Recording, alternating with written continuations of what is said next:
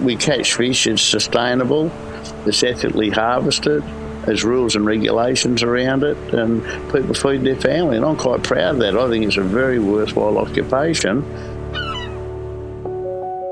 This is Fishtales, a seafood podcast. I'm John Susman. The New South Wales commercial fishery is small but diverse. New South Wales is fortunate to have a well-managed and healthy commercial fishing sector. Snapper, yellowfin bream, flathead, king and school prawns, sea mullet, mulloway, whiting, yellowtail kingfish, mud and blue crabs, eastern rock lobster, and then there's all the deep water reef fish, such as blue-eye trevally. There are many of these species seen on the menus of not only the best restaurants in Sydney, but through pubs, clubs and local retail stores across New South Wales. They're all harvested by New South Wales commercial fishermen. The seafood industry in New South Wales, including aquaculture such as oyster farmers, with its fishers, wholesalers, processors and retailers, generates over $500 million of economic activity each year. Of this, the wild harvest component is worth more than $100 million at the wharf. The New South Wales fishing industry is primarily made up of small family businesses that rely on high levels of local knowledge and skills learned over many generations. The seafood industry depends on fisheries being viable, profitable and sustainable. Coffs Harbour on the mid-north coast of New South Wales is home to not only one of the most important fishing cooperatives, but it's also the home port of Geoff Blackburn, lifetime fisher, Chairman of Ocean Watch and a 2022 Australian Seafood Industry Hall of Fame inductee. My name is Geoff Blackburn. I'm a professional fisherman working in the commercial fishing industry. I live in Coffs Harbour region and I fish the what's known as Zone 3 up here, which basically extends from Laurieton to just north of Coffs Harbour in the estuary general fishery. Born and bred in Sydney.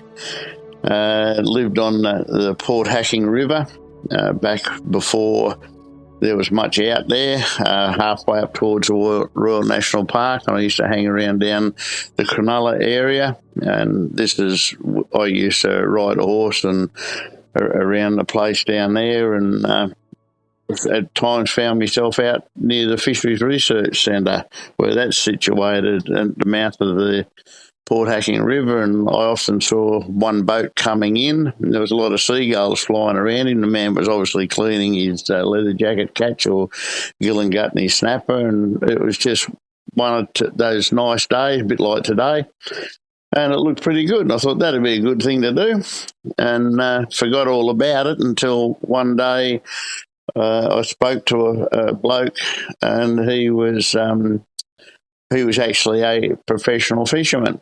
And I'd gone off and done a trade and worked around the place out west and what have you. And I thought, I've always liked fishing. I thought, in my ignorance, I thought I'd have a go at it. So I obtained a licence, and I actually thought I might like to be a fisheries officer because I had family one of my uncles was a fisheries officer. And he had quite a long career. So I wandered off to the local fisheries office, and I said to them, look, I'm thinking about being a fisheries officer.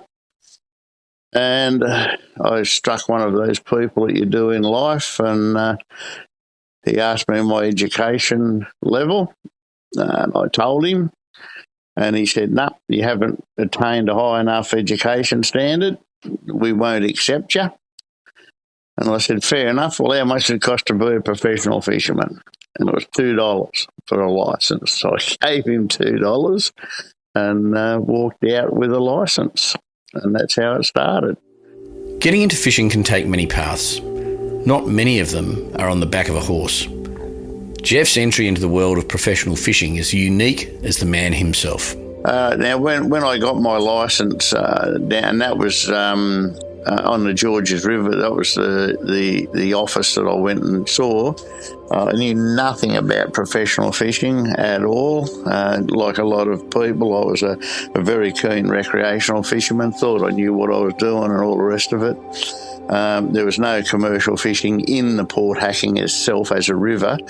I found myself, I went up to the northern beaches. I was up around the Hawkesbury area, and I'd done a little bit of work in the Georges River with gill nets and hauling, not much because I didn't know anything and no one wanted to have a young fella come on as competition.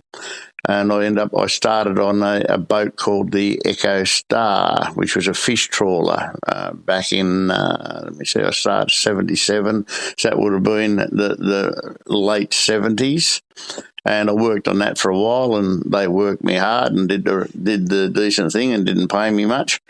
And then I was also, again, honing the skills of gill netting and hauling and trapping. Basically starving to death because I didn't really know anything and I didn't understand what it was to be professional.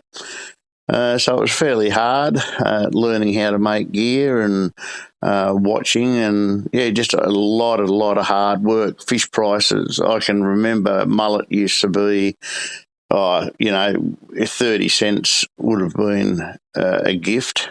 And blackfish and ladrick, they were a fish I could catch a lot of because they're not real hard to catch and they're very plentiful.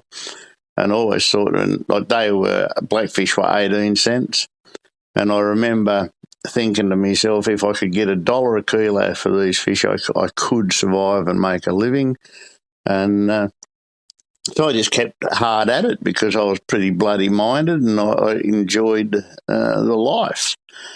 Totally unrealistic as a young man, not understanding the commitments of life, like, marriage and maternity and mortgage was a long way from my thoughts. I was just enjoying life and working and not getting anywhere, really. So I stuck with it, and a lot of people did help me along the way and have continued to do so. From the Hawkesbury, I ended up moving back to Botany Bay. When I left the Hawkesbury, I had a prawn trawler, which I subsequently sold, and I've always worked in the estuary, as well as dabbling in the other fisheries. I went back to the Botany Bay area and worked there, which was quite a vibrant fishery. It's a very good fishery.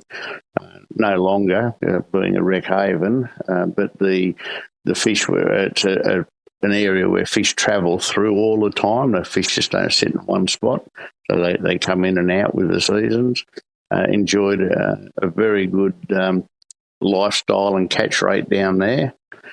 And then family things happened and I moved to Coffs Harbour. Wild catch fishermen are by nature nomadic, often travelling long distances chasing fish. This might be fine for a young single bloke, but for a man looking to find a stable, safe and reliable fishing port from which to raise a family, choosing a location that can provide a sustainable commercial and family lifestyle can take years. The move to Coffs Harbour was very difficult because different areas, different habits of fish. You don't know the area. You don't know what they do on certain times and wind and everything. It's fairly confronting. It takes a while to work it out. It makes you a better fisherman, but you just got to go and grind and be prepared. So it was totally different working in Coffs Harbour as it was to Taree or Jarvis Bay. Which are all places I've worked, or the Shoalhaven down south. I've been all up and down the coast. But when my wife, I was fortunate enough to get married, when my wife and I started having, I said to her, when we started having kids, and that was a conscious decision, when the first child starts school, wherever we are at that time, because we were looking for a home, we were looking for somewhere to be.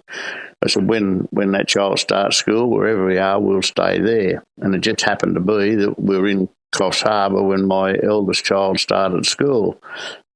So we stayed and lived with all the consequences of that. Just like, well, I suppose I've been fairly selfish in life because even through all the trials and tribulations and the ups and downs, I didn't go for a more mainstream lifestyle.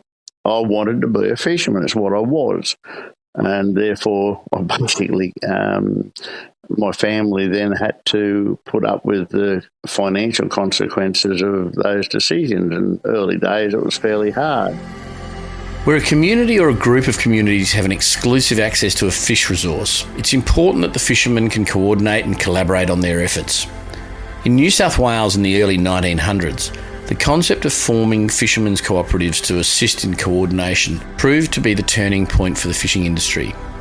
The formation of the Coffs Harbour Fishermen's Cooperative importantly provided the means to construct a purpose-built facility with processing, packing, storage, distribution and marketing all being handled centrally on behalf of the members. Membership of the cooperative allows Geoff to focus on what he loves most and does best, fishing. What he catches can depend on the season, the weather and the day. I worked a couple of the rivers around the place. I work in the Nambucca and the Macleay mainly. I do a little bit up in the marine park where I trap mud crabs. That's predominantly my main thing. But I catch mullet, blackfish, sand whiting, black flathead, mulloway. Anything that's got a dollar attached to it. I don't catch fish and then see if I can sell it. I spend a lot of time not catching fish, trying to get the right fish so that I like to catch to order, I'll put it that way, because it's a finite resource. What I do these days now is I get out of bed before daylight.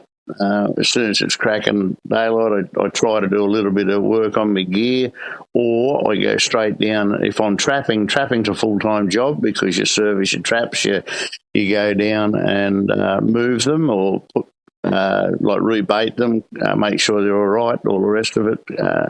Or if I'm going gill netting, I get up, I pick the tide, get the boat with the net that's on it, the appropriate net, and then I go down and try and catch a few fish. And again, with mullet, I've got an order now for Monday morning. A bloke wants 80 kilos, so I'll go and try and catch 80 kilo. And when I catch enough for the orders, maybe you get a few extras if you can, if you think you can move them on, because you can always send them to Sydney, but the price of transport's very difficult. Everything chops away at the bottom line. So I prefer to work for a set price. Just go and find your fish. All the mud crabs go to Sydney because that is where the market is, and I support. They go through my local co-op. My product goes through there and on to Sydney, or the co-op will sell it for me, or I will have people who want the stuff, and I tell the co-op that that's where I want it to go, and it comes through with the infrastructure because the co-op supports me with ice, and I don't have to sit on the side of the road waiting for a truck or deliver it. So that they provide a service that is cost beneficial to me. But my fish used to be exported as well. The mullet run used to, but COVID sorted a lot of things out. And actually, COVID hasn't been such a bad thing for my industry. Because the Australian public's finally woken up that we've got world-class seafood here. We don't have to rely on overseas stuff. And our isolation in Australia is our strength. And we can be sustainably used. It'll last forever. It provides employment and good health benefits and everything. And we just don't have to be beholden to anybody else. So it can be totally sufficient, Aquaculture is an important, actually vital part of the supply chain of seafood and will continue to become more so in the future. Wild-caught seafood, however, is really special. It's the last of the predominantly hunted proteins we eat, and the variety of flavours and textures remain unmatched. People like eating fish, but they don't want to see someone catching it. It's an interesting little argument to be in, but and we've got this great sea change where everyone's leaving the city and they come and sit around the coastal areas, and then they don't want to see someone catching, their fish. But commercial fishermen, we only exist to supply fish to people that can't get it themselves. We support a massive entertainment industry, through restaurants and wholesalers and just everybody. We're the base of an inverted pyramid, you know. And like we catch fish, it's sustainable, it's ethically harvested, there's rules and regulations around it, and people feed their family. And I'm quite proud of that. I think it's a very worthwhile occupation. And one of the big things about it, and this is where I really try to get through a lot of the younger blokes, the issue is we've all got children, or most of us have children in the industry, and kids in regional areas, they usually have to go to a big city to have a career path. But if you've got a good, strong, viable industry, it means kids don't have to leave home if they don't want to. My children scattered all across Australia. My son's back now and he's just come into the industry. But if the kids have got good, viable career paths, whether it's in hospitality, processing, mechanics, all the industries we support, they can stay at home. Strengthens the family, strengthens the community, strengthens the state, eventually strengthens the whole country. And I just think that's important. It also gives people, especially young people, a lot of them appear to be a little bit lost at the moment with the way things are. You can have a good sense of purpose because you are supplying people with good quality foodstuffs. So it is an ageing industry, there's no doubt about that. But as older blokes drop out and get out of the road, because you physically can't do it much longer, there'll be economic opportunity. Geoff was one of the early adopters in the seafood industry to embrace the need for wild catch fishermen to operate sustainably with an eye for both the environment, the cultural and the commercial sustainability of the fishing industry. His role as chairman at Ocean Watch gives the agency clarity, validity and a real-time understanding of how to motivate, inspire and manage seafood sustainably within the catching sector. One thing that has happened along the way, a lot of people have put time into me, and I found myself asked to join the Ocean Watch board. Now, Ocean Watch is, I've been there for a long time. I've since, and I'm deeply honoured to become chairman. Ocean Watch is a wonderful organisation. It's all about sustainable use of the environment and the protection of the environment. And we do a lot of extension work, bycatch reduction and helping fishers, and started a program called the Master Fisherman program. And that's basically an induction program to show fishermen, especially younger ones, what's actually involved in the industry. Because, like me, I knew nothing. I just went and caught fish. And there's so much more to the industry than that. So the Master Fisherman program is an accreditation program. Fishers go, and it doesn't cost them anything. And it's something that they can use for point of sale, point of difference marketing. I'm a little bit challenged on the technology side of it. I mean, I don't use Facebook. I'm an adult. That's why I don't use it. Simple as that. Which might show a particular mindset. But no, the Ocean Watch is a really, really good organisation. I'm extraordinarily proud to be involved with it. And we're a wonderful team of people. It does really, really good things for industry. It's completely apolitical. It doesn't. It's all about the marine environment and looking after it. Because if we look after it, it'll sustain us forever. Yeah, a lot of people did a lot of work on it. But yeah, no, it was a bit of an initiative that we thought about it because it was obvious to some of us in it. Like, I knew the level of my ignorance around what was controlling my destiny. So I had my little say, and the program developed, and it's been quite successful in as basically a first point of contact for fishermen to understand their rights, roles and responsibilities, is the way I put it. The other states are looking at it to implement it. We also do a program like that for oyster farmers. Lots of people, even things like how government works and governance works and the department works and the interactions with government departments and other people, you know. Because if you don't know, you don't know. That's all there is to it. And I think as the industry becomes more professional, it'll continue to grow. The office for a commercial fisherman may not offer the opportunity to share stories around the water cooler like an office, but I'd argue that the stories from the office of a commercial fisherman are amongst the most unique working day anecdotes that can be found. You see things that not many other people see, I can tell you.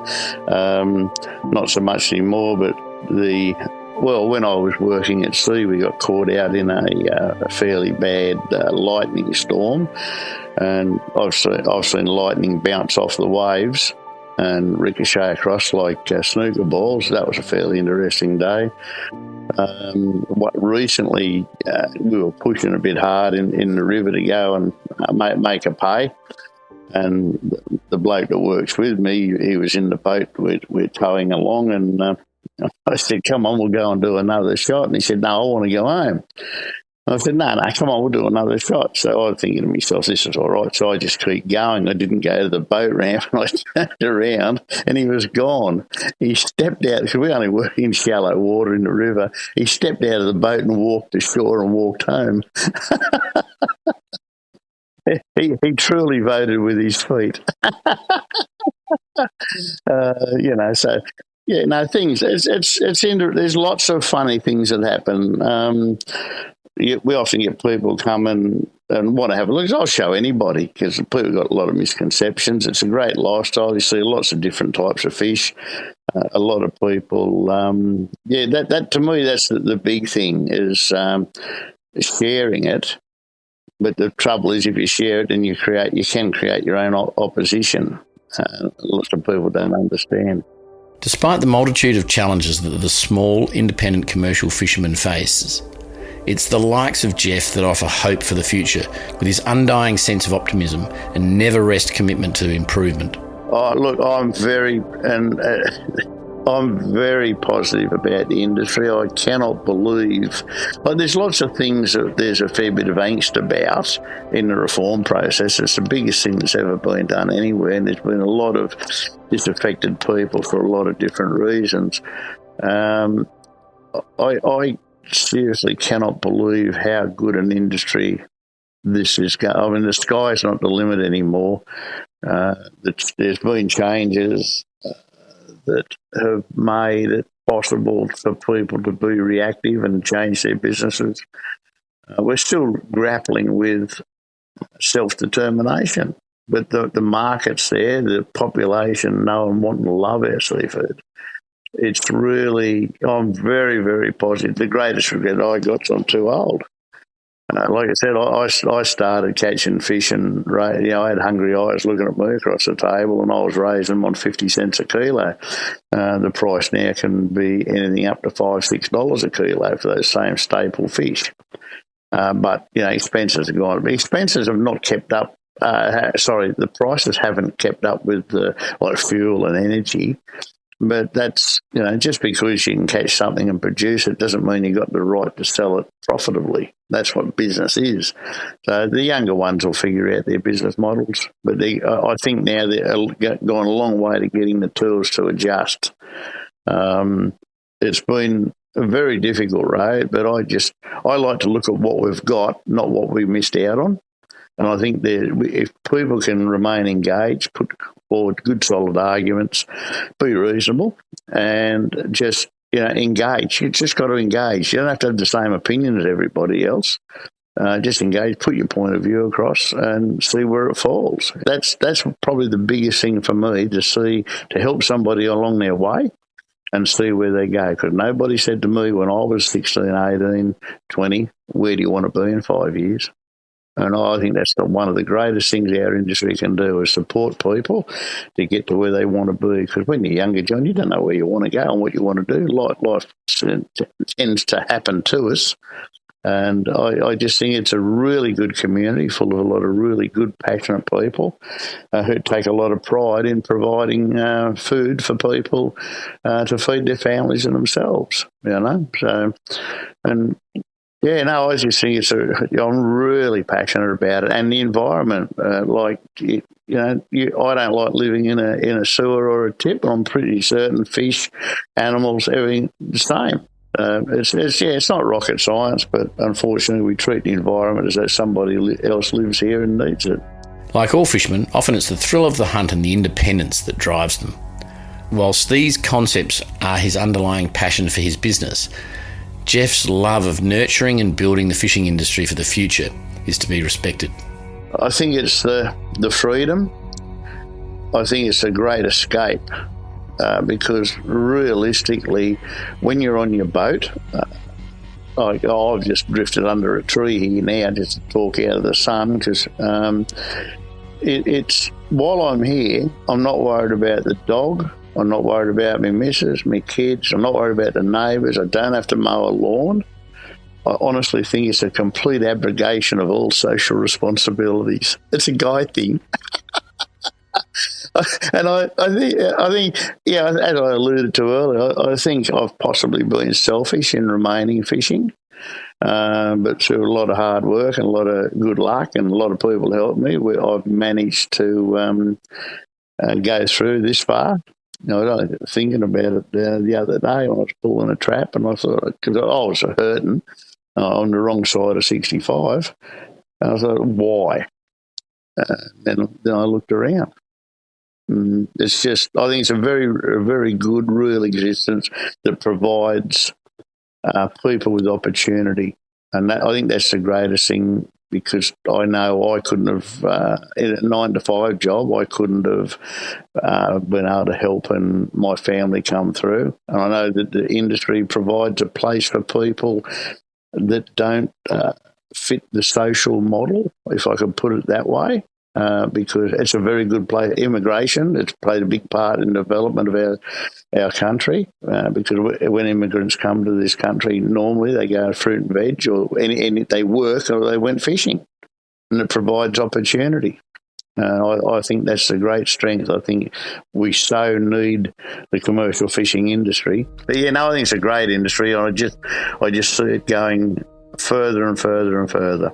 And I think it's good because if we lose the industry, no one's going to be looking after the environment. And because if there's value in it, people will look after it. It's very simple. Put a value on it and people look after it, because the self-interest and a monetary return, and wherever it is, and it's like we've only got one life, we've only got one world. You should be looking after it because we're only visiting. Fishermen are often accused of being single-minded, sometimes even selfish. Geoff Blackburn's undying commitment to fostering excellence in the seafood industry has been his calling card for decades. His love of the industry, its people and its product makes Geoff a true star of the sea.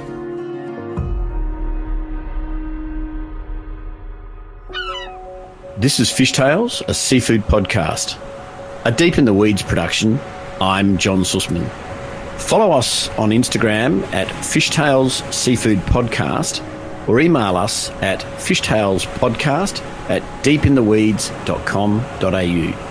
Stay tuned for more tales from beneath the surface of the seafood world every Friday on your podcast app.